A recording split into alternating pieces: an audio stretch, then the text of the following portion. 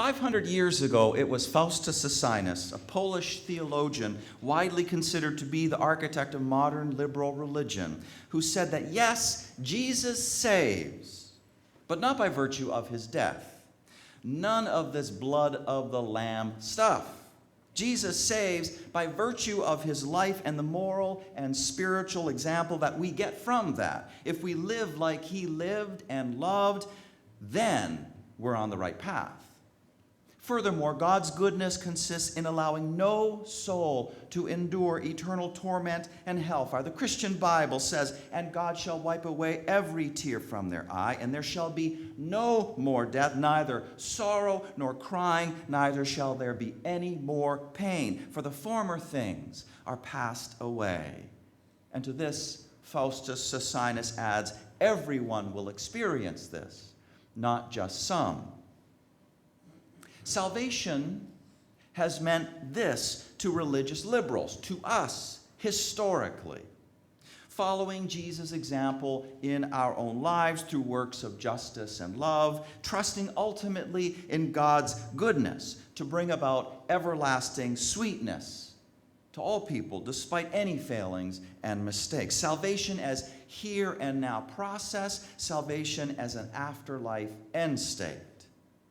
But that was 500 years ago. So where do things stand now? Well, at first glance, the answer is not easy. I mean, salvation talk is rare in these parts right here. Just think how many times in this space, in the past 50 years, people have been asked this question, are you saved? How many times? Are you saved, brother? Are you saved, sister? If you're raising your hand, I think you're just joking. I don't know. Maybe. I don't know. The closest we might come to talking about this is in a humorous vein. One of my clergy colleagues likes to say, I believe in original sin. The more original, the better. Another one of my clergy colleagues tells the story of receiving a certain gift from a congregation member. Wash away your sins, towelettes. The general instructions on the package read, number 1, carry towelettes with you at all times. Number 2, cleanse thyself before saving others. Number 3, stay alert as sins. Stay alert for sins as they happen. Number 4, approach the sinner. Number 5, offer up a wash away your sins towelette. Number 6, remain focused and ready to do it again and again. We laugh. We laugh about all that earnest sin and sinner and salvation talk. And what would Faustus Socinus say to us? How would we explain ourselves all these years later? Well, part of the explanation would point to Faustus Socinus' own theology and that of his long line of successors. It's taught us something about God, and it's taught us something about ourselves, that God is not some kind of bully waiting for us to mess up so he can swoop on in and crush us to dust. And we also know that people have inherent worth and dignity. Both insights are things we simply cannot unlearn. So, of course, we Unitarian Universalists are not going to be sweating bullets about our mistakes. We're not going to be overly anxious about the state of our souls. Why would we? I mean, I wouldn't be surprised if the originator of the wash away your sins towelette idea was one of us. Faustus Socinus, it's your fault. Thank you. But another part of the explanation must be the distance that we have traveled in 500 years. From a culture which knows, from the certainty of one religious vision, to our culture which knows many visions and has no collective certainty about things, no common language. 500 years ago, Christendom reigned. And yes, there were varieties of Christianity, but everyone still bowed the knee to the name Jesus Christ and to the authority of the Bible.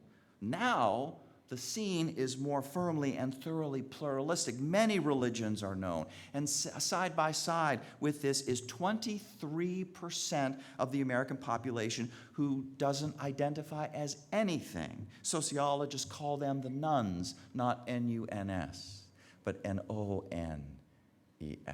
23% of Americans. Now, let me dwell on this point at length. Once geographical borders were defeated by technologies of travel and communication, all sorts of ideas of salvation came up for grabs. From India, from China, and elsewhere, all sorts of visions emerged, together with terminologies that are intriguing to the ear, interesting to learn about. And here are just some of them. From Hinduism, we learn that salvation is a release from samsara, or the endless round of reincarnations that individual souls experience. Samsara remains firmly in place because of something called karma, which is an impersonal and universal law which states, make a mistake and you're gonna pay. That's the law. Karma ties us to this earth, and so the way of liberation is to loosen these ties, and do that by pursuing one of the 4 yogas, or spiritual pathways, and which one depends on your personality type. So there's the path of knowledge, there's the path of love and devotion, there's the path of selfless action, there's the path of psychophysical exercises. For roughly 800 million people, this is salvation. But now consider Buddhism and its 4 noble truths teaching. Number 1, life is suffering. Number 2, suffering is caused by self-centered craving. Number 3, the nirvana experience extinguishes self-centered craving and thus suffering. And number 4, the way to nirvana is through the 8-fold noble path, which is a middle way between extremities of too much asceticism and too much hedonism, too much having fun. Right action, right understanding, right thought, right speech, right livelihood, right effort, right mindfulness, right concentration. Follow the 8-fold path and it will take you to nirvana. For roughly 400 million people, this is salvation. But now consider yet another vision. It comes from Taoism. The Tao in Taoism is the order and harmony of nature, and it is far more stable and enduring than the power of the state or of civilized institutions constructed through human ingenuity. Suffering happens when people are out of sync with the Tao, and life is just swimming upstream. That's what it feels like. But when we are in sync, and life feels all flowing, and we're in sync, we flourish. We are effortlessly beautiful. Energy or qi pulses through us. Taoists call this state of being wu-wei, which means no action or action modeled on nature. This is salvation for 20 million people, actually for probably hundreds of millions more, because the vision of the Jedi Knight that comes from the movie Star Wars echoes the Taoist wu-wei ideal. Salvation is when you move through the world like a Jedi Master. This is just a sampling of the alternate visions of salvation coming from religions around the world. And then there are alternate visions that are coming to us from closer to home. In 1859, we saw the publication of Charles Darwin's Origin of Species. Now, Darwin's thought was in itself complex, and he saw room enough in his universe for God. But the main impression that he made on the public was a vision of reality that was stripped of anything supernatural. The purpose of life was survival of the species through procreation and also adaptation to a changing environment. Life is amazing in its diversity, but the struggle for existence is brutal, and death is real, and it is final. If salvation is anything, it is about living fully and richly in the here and now, as well as leaving a generous legacy for the future. The only immortality is an immortality of influence. But this is not the only vision we get from science. Even science produces alternate visions. One of the ironic consequences of improved medical technology is a steady increase in reports of near-death experiences. Modern resuscitation techniques have improved to the point where you have increasing numbers of people who've been to the brink of death, and then they come back to tell an amazing story of detachment from the body, feelings of levitation, total serenity, security, warmth, the experience of absolute disillusion, and the presence of a light which is intelligent and loving. And this light emphasizes that the purpose of life is love and constant learning.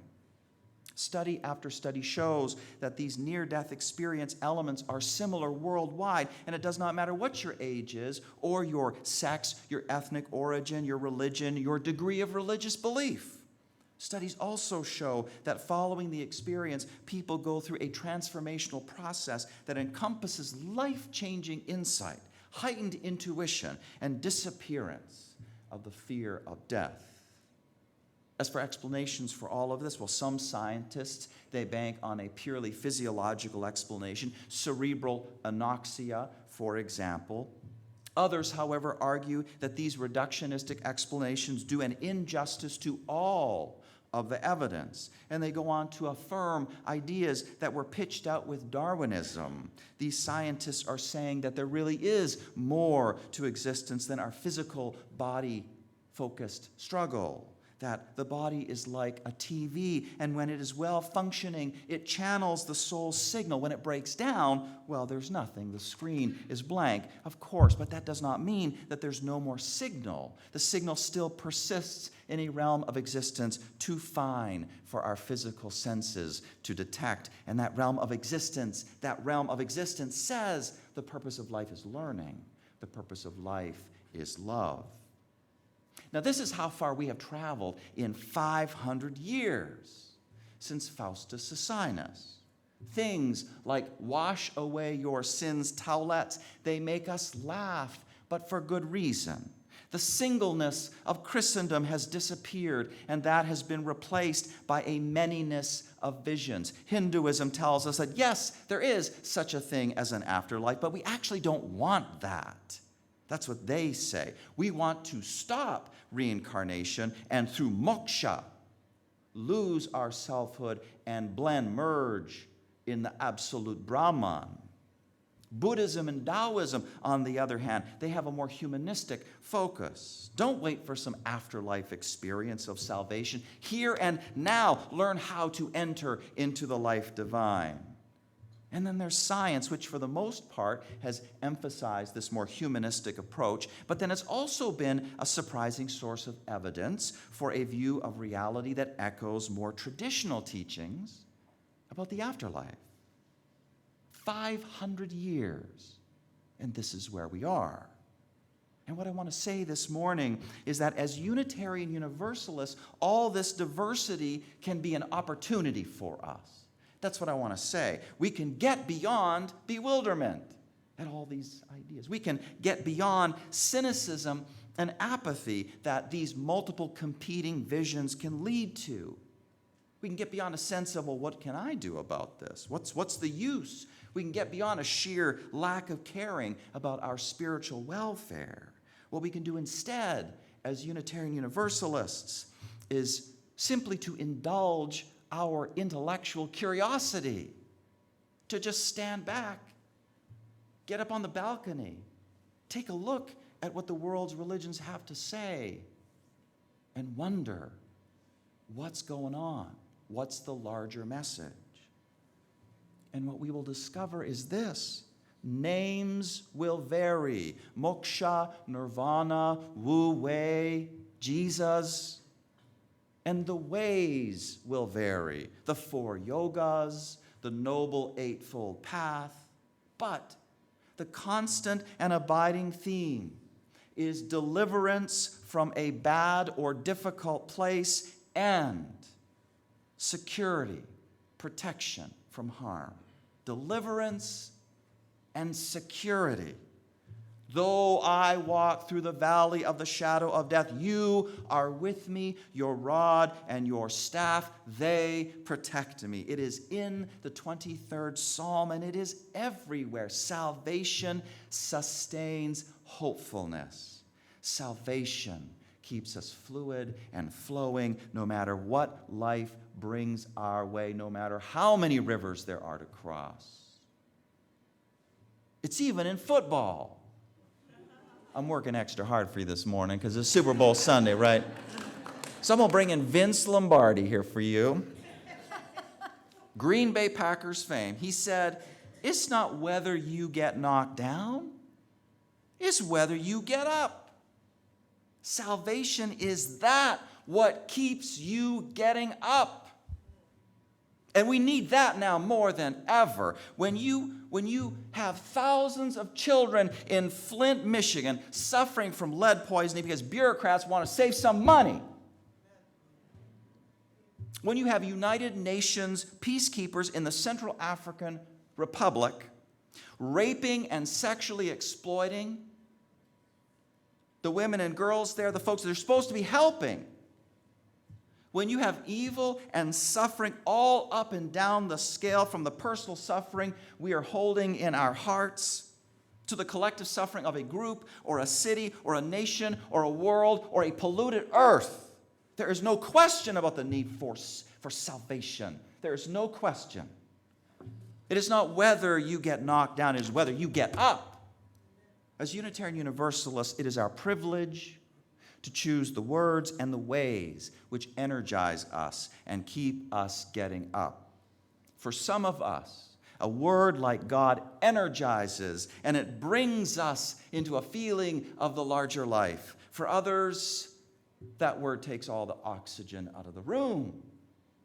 But the oxygen comes right on back in when you start talking about mindfulness meditation instead, or of the goddess, or about being in nature. Religiously speaking, some of us are vegetarians, others of us are carnivores, and still others omnivores.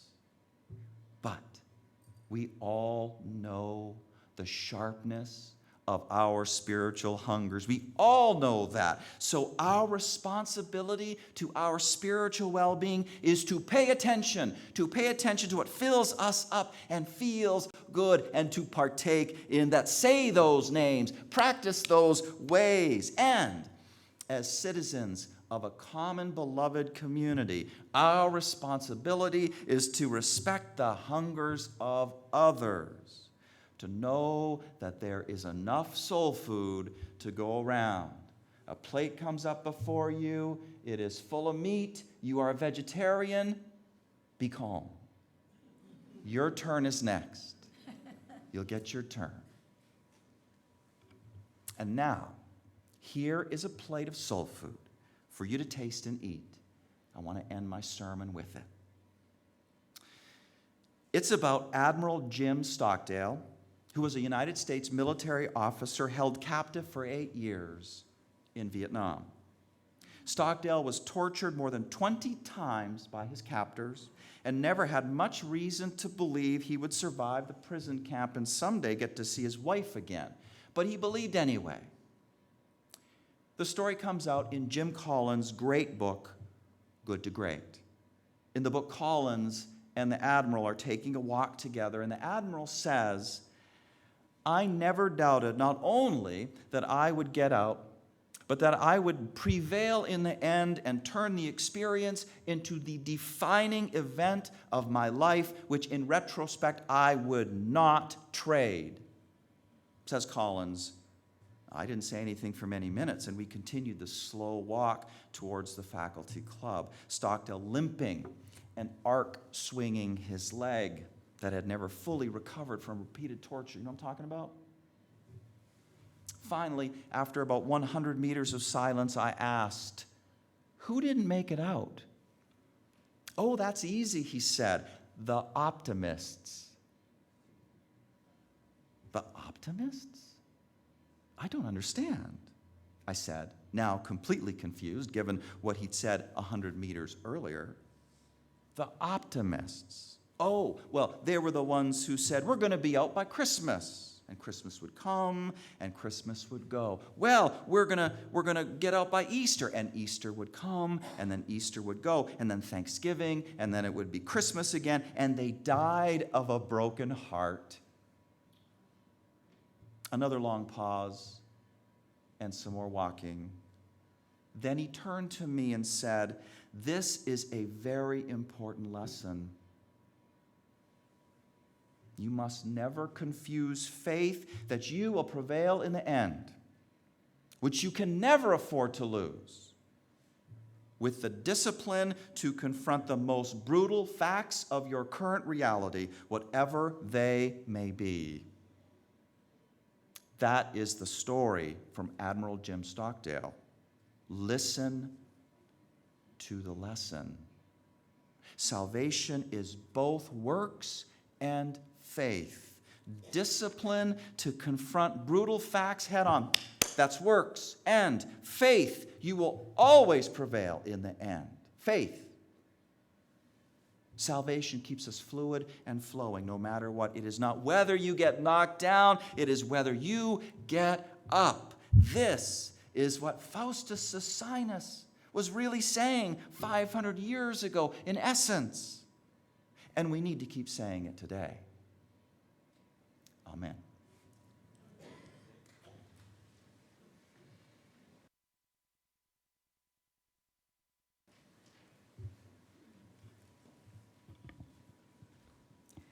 I'm Dana Wohlhart, one of the lay ministers of this congregation, and I add my welcome to you this morning. We're building beloved community, and we're glad you're here to experience it. If you're a newcomer,